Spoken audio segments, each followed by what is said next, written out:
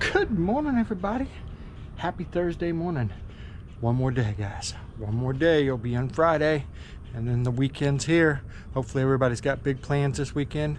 What do you guys got going on this weekend? You got any rides, any meetups, any events? What's happening? Anyway, I don't think we have anything going on this weekend except more yard work, but I'm cool with not having anything to do for like the next 4 weeks till we get out of here, because we'll be doing something every weekend till November. So I'll enjoy these weekends at home.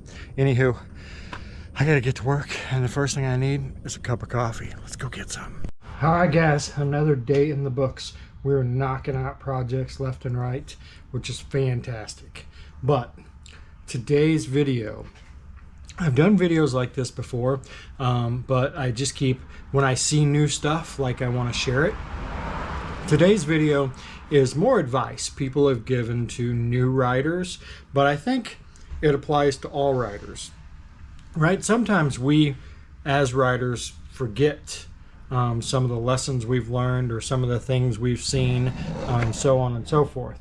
So it's a good reminder. So I have like 5 of them that I picked up. I literally had hundreds of comments when I asked the question this week. So I'm going to go over 5 of them tonight. And then I'm going to do some more videos, because I think these videos are just great. Like I said, they're things that we know, but sometimes we forget, right? So the number one thing, and I've said this before, this is a different way of saying it. If it is shiny, it is slick. Now think about that. On the road, if it's shiny, it is slick. There's truth to this. All your painted surfaces, especially when it first starts to rain, they're slick as snot. Like the big arrows, like when you're turning, when you're coming off the highway, those are the worst. They're slick as snot, and you're coming off the highway from a high rate of speed, and you're trying to slow down before your turn at the exit, right? And so you're slowing down, going over these big patches of just slick as ice painted surfaces. So if it's shiny, it is slick. Tar snakes are the same way. Sometimes new pavement, which is shiny, is the same way. So a good rule of thumb, I had never thought of it that way, but it definitely is the truth. Remember, if it's shiny, it's likely slick. Number 2, things to watch out for, right? Construction zones, but not just what you would think normally in a construction zone, right? You slow down because there's orange cones and there are people working and all that. But a lot of them, especially on the highways, they do a few things. One, they will reposition the lanes. So they'll have everybody, like, they'll change lanes so they can work on something over here. Well, when they do that, they will grind the old paint off of the pavement so they can put new paint down so people have lines to follow, right? And they're not getting confused. Well, a lot of times those grinders, it's like they get to talking to their buddy and they hold them too long, and it puts a big divot in the road. Now in a car, you can barely feel them. But in a motorcycle, your front wheel hits that or your back, and it will throw you to the left, to the right. They can be really dangerous. Like, I've hit some and went like, holy shit. So we're very cautious when we see those. And sometimes they're just a long white stripe they ground off. So you have a long period where there's basically a big divot in the road that you're trying to ride on. So you got to be super careful and watch those. The other thing is cones. We've literally had this happen. So they had construction going both directions. So they had made cones to separate this lane and this lane, because they'd taken a 4-lane, turned it into a 2-lane while they worked on that lane. So they put these cones down the center of the highway, and a big dump truck hit one of the cones and shot it at us on our motorcycles. Again, in a car, not a big deal. On a motorcycle, big orange cone headed at you, high rate of speed, little bigger deal. So just be super careful going through the construction zones.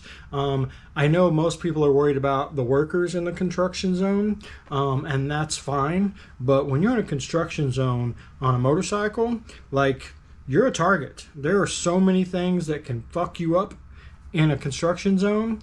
Just be super careful. And a lot of people, they fly through them and don't even think about it till they've hit that. The other thing is where they're doing lane repaves, right? And one side is up here and the other side is here. And you're trying to transition from one lane to the other. That can throw you for a loop too if you're not ready for it. I mean, if you're prepared for it, it's not that big a deal. The problem is a lot of times people aren't. So anyway, construction zones, another big one. Number 3, railroad tracks. Now, a lot of times on the really busy highways, the railroad tracks are pretty smooth. They try to keep them pretty smooth, but when you get off of the 4 lanes and you start hitting the 2 lanes, some of those are horrific. Like, I have literally seen Angie fly off the seat of her bike, and I've flown off the seat of my bike as well for hitting railroad tracks too fast. And we weren't like going over the speed limit or anything, but we needed to slow down to 10-20 miles an hour to go over these. That's how rough they were. Some of them you'll get up there and there are big holes and craters, and even the rail is sticking up higher than the pavement is. And then of course most all of them have a hump. And what's that hump? What kind of angle is it? I mean literally, you can Dukes of Hazzard some of these, and if you're not prepared for it, right, you end up crashed out in the middle of nowhere with nobody around. So that's another big one to watch when you're out riding. I mean, it's not that big a deal if you're just riding locally, because you know the railroad tracks in your area. But when you're traveling cross country, you don't know anything about the area. You don't know about the railroad tracks or anything. So we have made it a rule of thumb. We just slow way the hell down when we're coming up on a 2-lane highway on a railroad track, just because we just don't know what's coming. And yeah, nobody wants to hit those railroad tracks and end up laying in the ditch somewhere. Another one is never assume you have the right of way on a motorcycle. Now, that doesn't mean you don't have the right of way, but never assume you do, because a lot of times cars don't see you or they don't fear you, right? And they just will pull right the hell out, or pull over, or, you know, 4-way stop. It's not their turn, but they'll go anyway. Run a red light. I mean, all this stuff. So never assume that you have the right of way, or never assume that they're going to give you the right of way if it's yours or not. Just be prepared to. We probably need to change the slogan. It says watch out for motorcycles, right? It should be kind of the other way around. Bikes have to watch out for cars. They're not going to watch for you. So if they're not going to watch for you, it becomes your responsibility to watch for yourself. And you just have to keep that in mind. Never think that you're bigger, badder, or better than the car, because you will always lose. That fight, car versus bike, is always a loser for the bike rider. I've never seen it any other way. So always assume that you don't have the right of way, and ride your own ride. Right? You just never know. All right.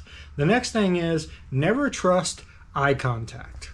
Right? A lot of times you're trained to make eye contact with the person in the car. Well, don't always trust that. I watch many things when I'm coming up to a car. One of the big things is I watch the front wheel.